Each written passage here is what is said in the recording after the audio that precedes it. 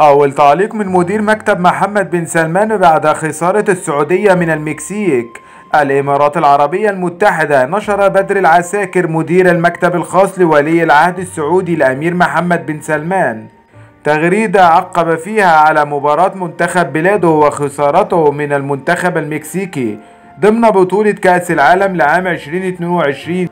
وقال بدر العساكر: صقورنا أبطال المنتخب، لكم الشكر على ظهوركم في مختلف مباريات المونديال، وثقتنا بكم دائمة، ونتطلع للمستقبل الأفضل. جاء ذلك بتغريدة للعساكر على صفحته الرسمية بتويتر، ناشرا صورة للمنتخب قائلا بتعليق: صقورنا أبطال المنتخب، لكم الشكر على ظهوركم في مختلف مباريات المونديال. وأعاد العساكر نشر تغريدة لوزير الرياضة السعودي الأمير عبد العزيز بن تركي الفيصل قال فيها: شكرا لنجومنا، ما قصرتم، وشكرا لجهودكم الغالية. وأظهرت لقطات مصورة الشيخ حمد بن خليفة آل ثاني المعروف باسم الأمير الوالد وزوجته الشيخة موزة بنت ناصر يرفعان علم المملكة العربية السعودية في مدرجات ملعب لويزل في قطر خلال مواجهة الأخضر والمكسيك مساء يوم الأربعاء. وبكده نكون وصلنا لنهاية الفيديو. لو عجبك اخبط لايك وشير، واشوفكم بكرة في فيديو جديد.